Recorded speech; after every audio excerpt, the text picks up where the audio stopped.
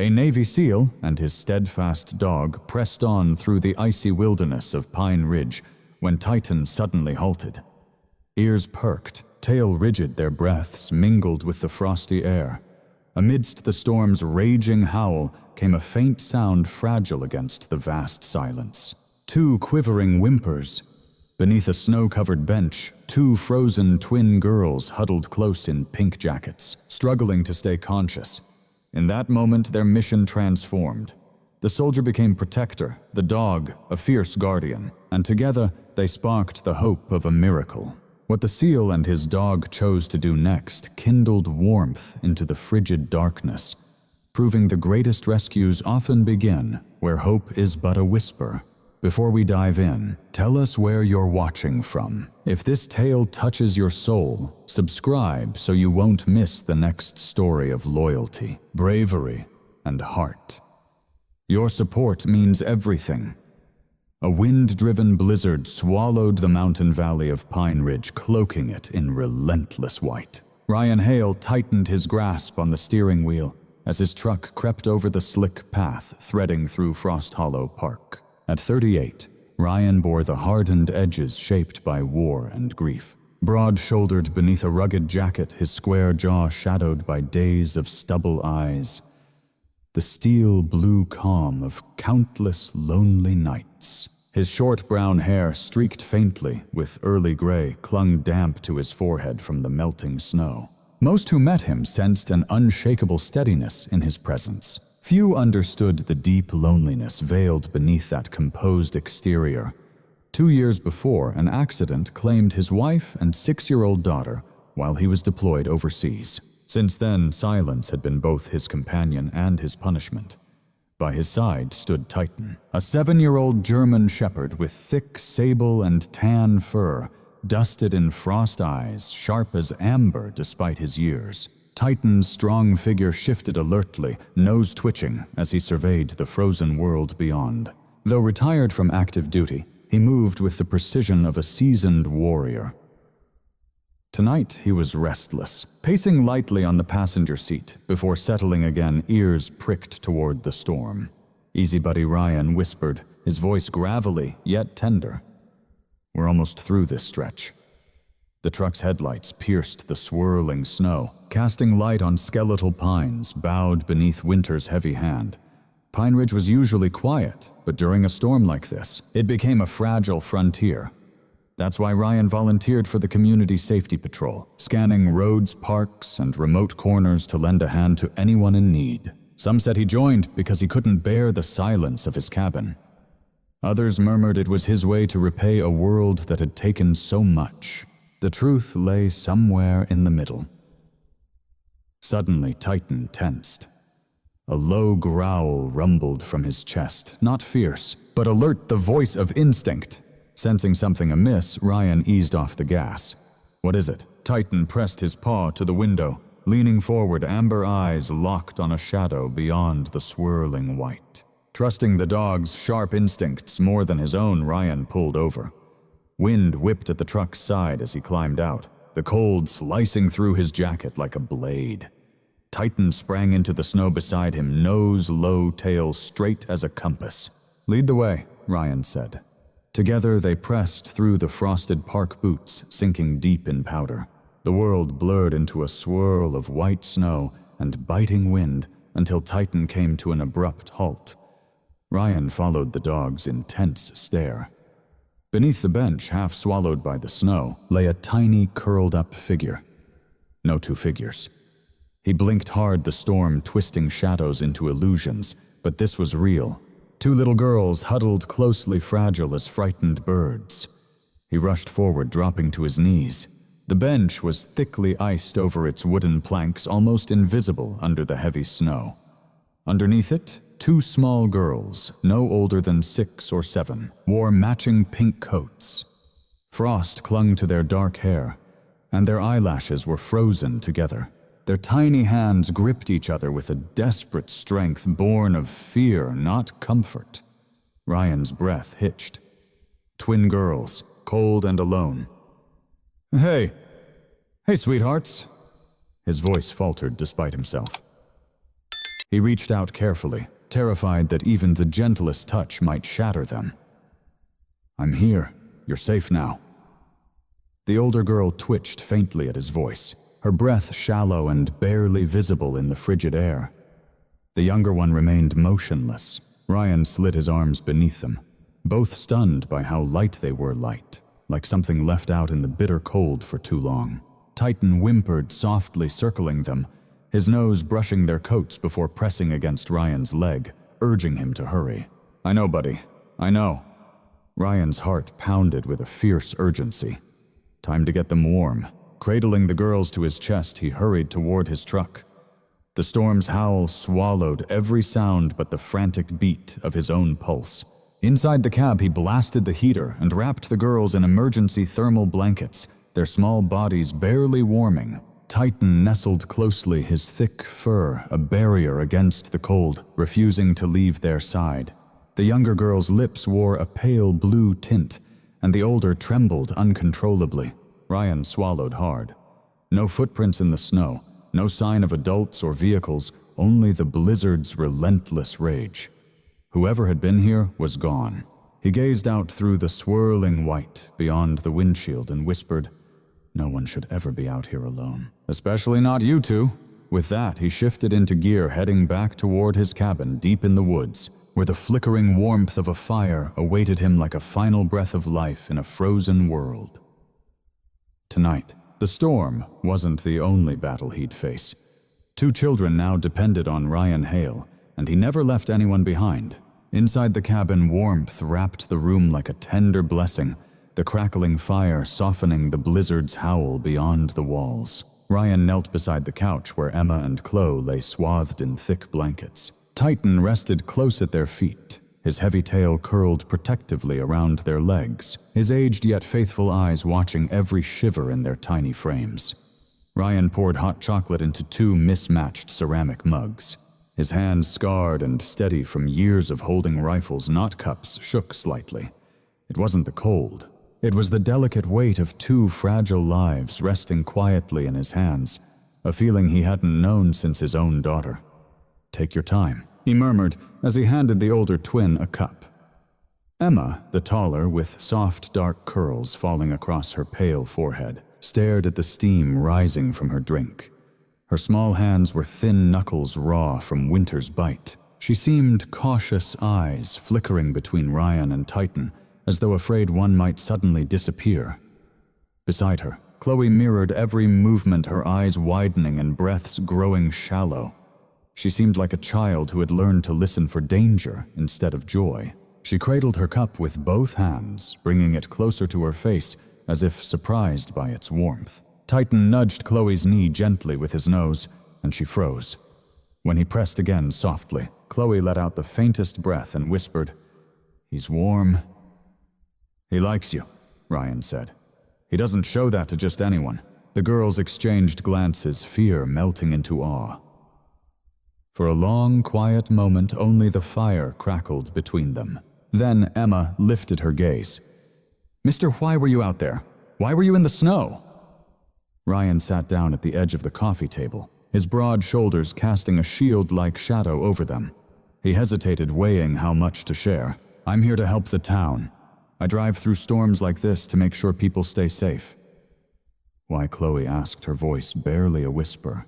He exhaled slowly, a tightness settling in his chest. "Because I've felt what it's like to lose those you love." The twins watched him, quietly understanding their sympathy shaped by pain only children who've endured too much can know. Emma swallowed hard. "We lost someone too." The air shifted. Something inside Ryan clicked, and he knew he had to listen first. He nodded softly. "Tell me everything." Emma set her cup down, her fingers twisting at the edge of the blanket. "Our mom. She got really sick." Chloe nodded beside her, tears glistening in her eyes. "She used to breathe funny, clutch her chest and tell us it was nothing to worry about." Her heart tightened. Emma spoke carefully, like repeating an adult's words. She tried to keep going even when she was tired all the time. Chloe's lip quivered. "She said she'd get better, but one morning she didn't wake up." Ryan felt a sting behind his eyes. Titan rested his head gently on Emma's lap, a comforting low rumble humming from his chest. The girl's small hands buried in his fur. Ryan's voice was soft. "I'm so sorry." Emma blinked back tears. After that, they took us to a big place. Lots of kids and lots of noise. "You mean the State Child Welfare Center?" Ryan asked. Both girls nodded. "It wasn't awful," Chloe whispered, "but no one stayed long. People would come look at us, smile, then leave without taking us. Because they only wanted one of us," Emma said, squeezing her sister's hand tightly. "And we'll never go anywhere alone. Mom said we came into this world together, so we stay together." Ryan felt something inside him slowly break open. The fierce bond between the twins struck him deeply, reminding him of his daughter's drawings, stick figures always hand in hand. Emma inhaled deeply. Then Carol came. Ryan straightened up a bit. Carol Jennings, Chloe said. She had pretty hair and a red coat. She brought cookies." Emma nodded. "She said she wanted both of us. She read us stories, hugged us, smelled like flowers." Ryan's brow furrowed slightly. "And what happened once she took you home?" Both girls lowered their eyes. The fire popped loudly, causing Chloe to flinch. Titan moved closer. "She changed," Emma murmured. "She yelled a lot, said we were too much, said we were loud, even when we whispered. She left us in the car when she was on the phone," Chloe added. "Sometimes for a long time. She said she wasn't getting paid enough for us." Ryan's jaw clenched tight. The phrase "get paid" sliced through him like an icy dagger. Emma's voice wavered barely above a whisper. Just yesterday, she was screaming into the phone again. She said she wished someone else would step in for us. She said maybe no one truly loved us after all. Then with a slam the door shut, Chloe murmured, "And we ran away." Emma pulled her sister close, wrapping her arms tight. "We never wanted to get lost." The snow hit fast, too fast. Chloe pressed her forehead softly into Titan's fur. "We fought to stay awake, but exhaustion took over." Titan's tongue brushed her cheek, and finally the tears came. Ryan's throat tightened as he watched streams of sorrow trace their faces. A fierce protective fire ignited quietly within him, an old instinct sharpening with renewed purpose. "You did what you had to do by running," he said firmly but gently. "You're safe now, I swear." The twins leaned into one another, their shoulders trembling, yet for the first time a spark of trust flickered in their eyes. Ryan rose, carefully arranging blankets around them, with unexpected tenderness for a man his size. "Tonight you stay here. No one's dragging you out into that storm again." Titan positioned himself at their feet, like a vigilant guardian. Outside, the blizzard slammed harshly against the cabin walls, but inside a fragile warmth began to bloom, one neither Ryan nor the girls had felt in a very long time. Beyond the snow and shadows, trouble was already hunting them, but that fight would have to wait. Tonight was about endurance and the faintest ember of healing. The blizzard softened to a steady whisper against the sturdy cabin walls, yet the air inside felt heavier than before. Emma and Chloe were already asleep on the couch, their small forms curled safely beneath Titan's watchful gaze. The old German shepherd rested his massive head between his paws, amber eyes half closed but never fully surrendering to rest. A lifetime of instincts refusing to give in before the danger had passed. Ryan stood by the front window, arms crossed over his broad chest. The firelight behind him cast his shadow long across the wooden floor, highlighting the sharp angles of his face. Strong jaw scar tracing his left cheek, brows knit tight in the quiet tension familiar from years of battle. Outside, the storm had calmed, but Titan's stiff posture made the silence feel wrong.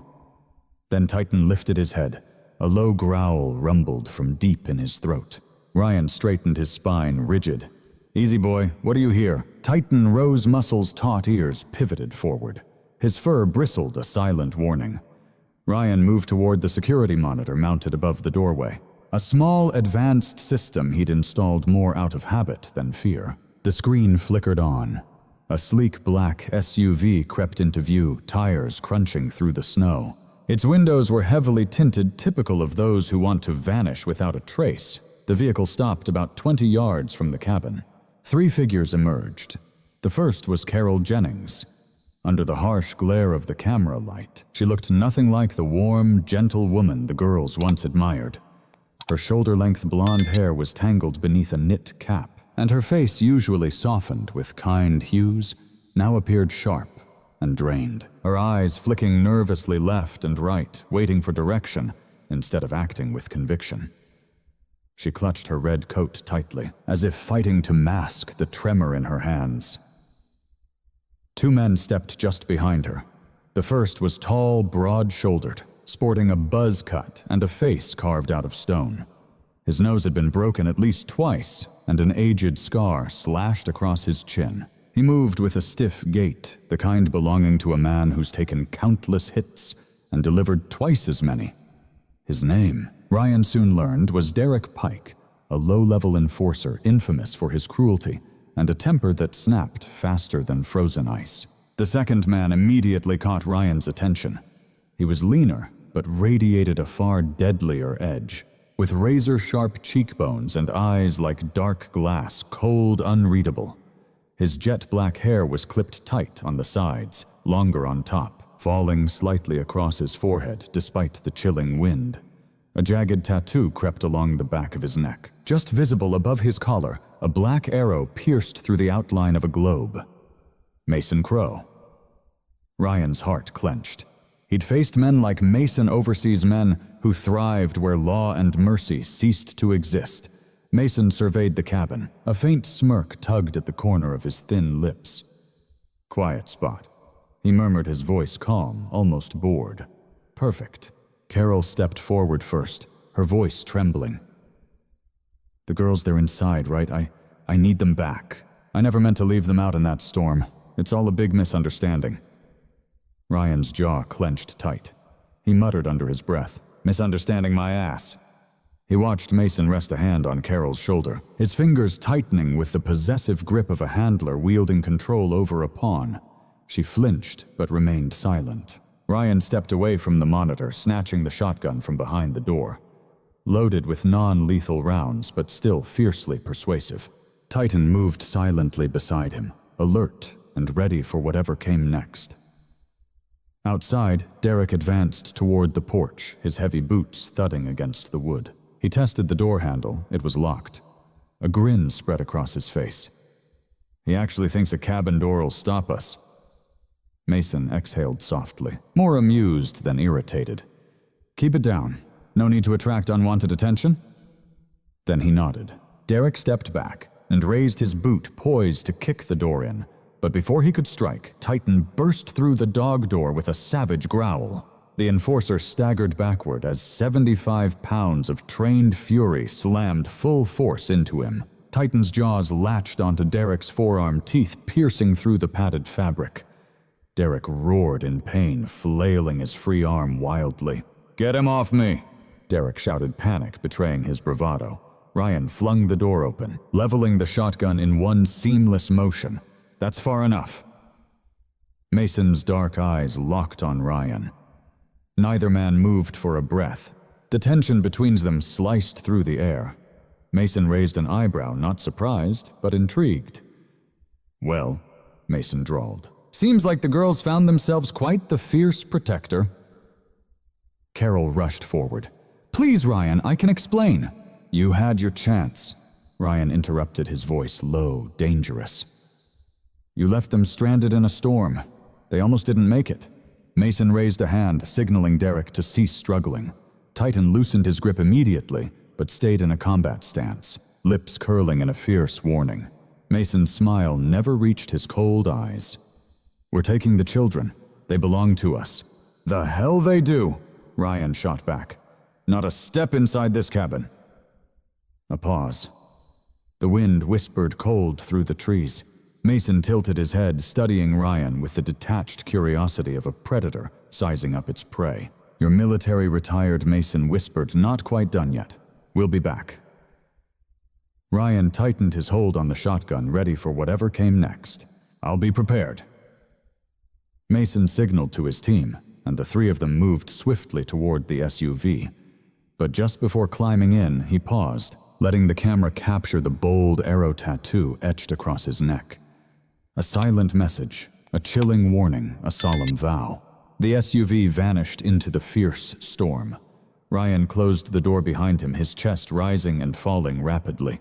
Titan leaned against his leg, steadying him. From the couch, Emma's groggy voice floated through the quiet. "Ryan, what was that sound?"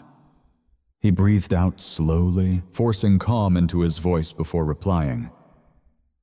"Nothing for you to worry about," he said. "You're safe here." But Ryan knew deep down that safety was fragile, fleeting. He retrieved a small metal case hidden beneath a floorboard, an old military satellite communicator, and powered it on. Tonight there was only one man he trusted, Daniel Ross, senior HSI investigator, his oldest friend. Ryan sent out a silent distress signal, coded and urgent. Trouble had knocked at his door, and it was bound to return. Dawn crept in with a washed-out gray hue, merging sky and snow into a relentless, unforgiving horizon. The blizzard hadn't eased. Instead, it intensified, swirling around the cabin like a living storm bent on wiping away everything in its path. Ryan Hale stood by the narrow kitchen window, jaw-clenched eyes scanning the shifting white. Titan paced faithfully beside him, his thick coat bristling, breath spilling in short clouds. The dog's injured foreleg, raw from the earlier fight, made him limp slightly, yet his spirit remained unbroken and fierce. Behind them, Emma and Chloe sat close together on the rug, by the hearth, bundled in blankets, gripping each other with the fragile tension of children who sensed the fear lurking underneath adult calm. Their soaked coats from the previous night hung drying by the fire, vivid against the dim room.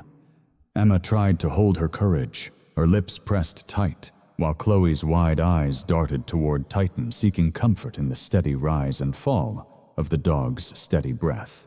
Ryan knelt beside them. "No matter what happens," he whispered, "you stay behind the couch. Don't move until I say so." His voice was steady, much calmer than his pounding heart felt. To him, fear wasn't panic or pounding nerves. It was razor-sharp focus, a tight knot in his chest that made every sense flare. Emma nodded quickly. Chloe whispered, "Will they come back?" Ryan didn't hesitate. "Yes." Her small fingers curled around his sleeve. Emma leaned her head against his arm, instinctively offering him the same comfort they all needed. Before Ryan could say more, Titan snapped his head sharply toward the door, ears pricked forward. A low growl rumbled deep in his chest. They'd returned. Ryan moved without hesitation to the surveillance monitor. The snow blurred the screen, but he could make out 6 figures closing in from different directions. Derek Pike took the lead, his heavy coat pulled tight around his shoulders, a woolen beanie pulled low over his brow. His injured arm was bandaged now, likely tended to himself, but fury etched harsh lines across his face. Behind him trailed 3 new men. The first was small, wiry with skin weathered like old leather narrow eyes and a nervous rat-like quickness. He held a crowbar, restless with impatience. Glen Terrace low-level fixer, notorious for break-ins and petty crimes. The second figure was a broad-shouldered bald man with a thick neck and a permanent scowl etching his face, clad in a military-style parka stretched tightly across his chest. Heavy boots crushed the snow with every step. Colton Briggs, once a trucker, dismissed for smuggling banned goods across borders. The last arrival trailed behind Mason Crow, who moved with his signature icy certainty. This man was tall but gaunt, his cheeks hollow beard unkempt, eyes sunken deep. He wore a beaten-up coat and gripped a pistol with the careless desperation of a man running out of options. That was Reed Hollis, a drug courier, volatile and easily set off. Mason lifted a gloved hand, signaling them to halt. The biting snow whipped against his sharp features, yet his expression remained unmoved. His black hair was slicked back from the wind, and his dark eyes swept the cabin with cold, tactical precision. "They're here," Ryan whispered. He switched off the lights, cloaking the room in the soft flicker of firelight. Titan shifted beside the couch where the girls were hidden rigid posture, his eyes glowing like twin embers in the shadows. Ryan gripped his non-lethal shotgun, counted the round's rubber slugs, and took up position near the entrance. His military training settled over him like a familiar cloak, steady and reassuring. Outside, the group split apart. Colton and Glenn moved around the left flank. Reed and Derek crept toward the front door. Mason headed to the rear alone, exuding confidence. Ryan tracked their heat signatures on the thermal camera. The snow blurred detection, but their movements remained clear. He waited till Glenn lifted his crowbar to pry at the living room window, then blew a sharp whistle. Titan exploded across the room, claws scrabbling on the wooden floor as he slammed his shoulder into the door's lower panel. The sudden impact jolted the intruders, freezing Glenn and Colton in place. Reed fired a shot through the front window, shattering glass and splintering wood, the bullet embedding in the wall above the sofa. Emma screamed. Ryan grabbed both girls instantly, pulling them down behind the furniture, shielding them with his own body. "It's okay," he whispered with unwavering assurance. Another crash sounded, a bottle smashing against the porch. Flames flickered dangerously before dying out in the snow. Mason's failed Molotov cocktail. Ryan stepped out, aimed, and fired. The rubber slug slammed into Glenn's chest, sending him stumbling backward into the snow. A second shot knocked Colton down. Derek charged the door with a furious snarl, but Titan lunged through the opening, tackling him hard into the snowdrift. The enforcer roared, swinging wildly as Titan sank his teeth into the man's coat sleeve, dragging him sideways. Reed fired again. Ryan dropped behind the porch pillar, adrenaline firing red-hot through his veins. He heard Mason's footsteps near the kitchen door at the back. He didn't need to stop him, because from the trees came a shout. "Federal agents, drop your weapons." Daniel Ross stepped out of the woods with 2 HSI officers flanking him. Daniel, a tall man in his early 40s, dark hair tousled by the wind, a face worn by years hunting traffickers, moved with firm authority. His usual warm brown eyes were now cold and steely blades. Snow clung to his heavy tactical jacket, breath steaming with effort. Mason spun gun halfway raised, but Daniel fired first. A non-lethal round slammed into Mason, knocking him down hard, sending him crashing into the snow-covered ground. The rest of the Black Arrow team dropped their weapons as agents swarmed in. Titan only released Derek when Ryan signaled him to stand down. The dog, wounded but fiercely determined, limped back to his master, pressing close to Ryan's leg for comfort and strength. Inside, Emma and Chloe peeked shyly over the couch's edge, tears streaming down their faces, yet their eyes shimmered with relief. "It's finally over," Ryan whispered, pulling them close. "You're safe now." For the first time since their first meeting, the trembling that had seized their small bodies slowly began to fade. The storm had passed gently, draping Pine Ridge in a silent, soft blanket of white. Morning sunlight spilled through the frost-coated windows of the cabin, warm and golden, a stark contrast to the chaos that had torn through this place only hours earlier. The air inside carried the soothing scent of burning cedar and oatmeal bubbling softly on the stove, a peaceful balm after a night that almost shattered everything. Ryan Hale stood at the kitchen counter, stirring the pot with a deliberate, calm rhythm. His usually tense shoulders now relaxed under the quiet morning light. Dark circles shadowed his blue eyes, but beneath them flickered a tenderness he hadn't felt in years, a warm light battling the darkness. The pain of losing his wife and daughter was forever etched within him. The faint wrinkles around his eyes, the stiffening of his frame at sudden sounds. But today there was something new, a flicker of hope. Nearby, Titan rested on a thick blanket beside the hearth. The 7-year-old German shepherd looked exhausted but proud, his bandaged paws stretched out, ears half raised in quiet vigilance. He had taken the blows meant for the children faced dangers no retired dog should, yet he still nestled his head gently in Emma's lap, as if assuring her that all was well. Emma sat cross-legged beside him, softly running her tiny fingers through his coat. Her face, a unique blend of innocence and strength, seemed calmer now. The terror of yesterday still lingered faintly in her eyes, but the security around her had softened every edge. Chloe nestled close to Emma, resting her head against her sister's shoulder.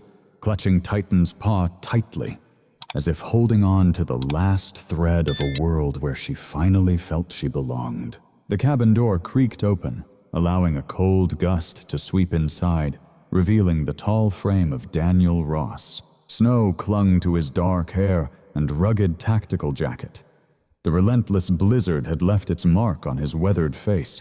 Daniel's strong jaw, peppered with gray stubble and deep brown eyes, held the story of countless years tracking traffickers with far too little rest. Yet today he offered a rare, weary smile. "Morning," he said, his voice low and steady. "Just checking in on the heroes." Ryan chuckled softly. "The only real hero here is right over there." He nodded toward Titan. Titan lifted his head, wagging his tail once against the floor. Daniel stepped forward, kneeling with the gentle care of a man familiar with healing both wounded animals and wounded souls. "How's the leg, buddy?" Titan gave a soft, reassuring huff, nudging Daniel's hand. "He'll be fine," Ryan said. "That stubborn old dog doesn't know how to quit. And the girls—" Daniel glanced toward Emma and Chloe. Chloe clung tighter to Titan, while Emma lifted her chin, gathering quiet strength. "We're okay?" she whispered. "Because Ryan saved us. And Titan," Daniel's eyes softened. "Now you're truly safe. Every single member of Black Arrow we captured is now locked up in federal custody, and one of them has already started talking." Ryan's jaw clenched tight. "The cop, yeah." Daniel nodded grimly. "Deputy Harold Reeves. He's the one who tipped Black Arrow off about your cabin and delayed the local response teams. He's going to face federal charges." Ryan exhaled slowly. Betrayal, even from a stranger, cuts the deepest, especially for men who've spent their lives trusting the team at their back. Daniel went on. "Carol Jennings is fully cooperating. She confessed that she never planned to adopt the twins. She was working as a recruiter for Black Arrow. Her mission was to spot unprotected children who'd go unnoticed." Chloe's breath caught sharply. Emma reached out for her hand. Ryan crouched down beside them, his voice soft and steady. "You're not going anywhere. No one will ever take you away again." Both girls leaned into him at once, small arms wrapping tightly around his waist, clinging with a desperate need that pierced his heart. He held them close, one arm around each, feeling their trembling slowly start to calm. Daniel watched quietly, something thoughtful shining in his eyes. "They don't have anyone left, you know? No family, no one to claim them." Ryan didn't look up. His voice was low, but sure. "They've got me." Emma pulled back just enough to meet his eyes. You want us?" Chloe whispered, "Even if we're a handful." That question broke him open. Ryan cupped their faces gently, his rough thumbs wiping tears from their cheeks. "You will never be trouble," he said. "Not now, not ever." Both girls burst into tears, burying themselves into him with relieved sobs, their small shoulders shaking. Daniel smiled softly. "I'll file the emergency guardianship papers today. Permanency will take time. But you're a good man, Ryan. You'll be an incredible father." Ryan didn't answer. Words felt too small for the weight hanging in the air. Instead, he pulled the girls closer, feeling their trust like a fragile, glowing ember carefully placed in his hands. Outside, the snow brightened as sunlight finally broke through the clouds. Over the next few weeks, Titan healed.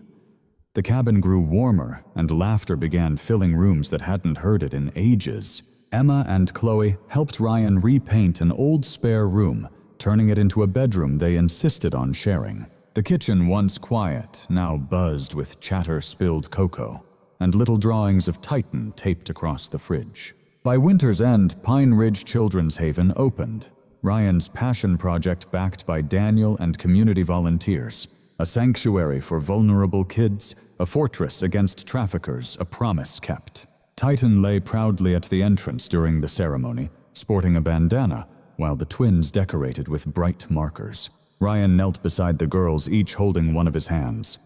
And for the first time in years, the weight on his chest lifted. Not gone, but transformed into something softer. A fresh start, a new family born from the storm, a home no one could ever tear apart. Sometimes in the coldest corners of the world, grace shows up in the most unexpected ways. A storm becomes shelter, A hardened heart becomes home, and a man carrying grief discovers that God still works miracles in the silent, hidden places of our lives.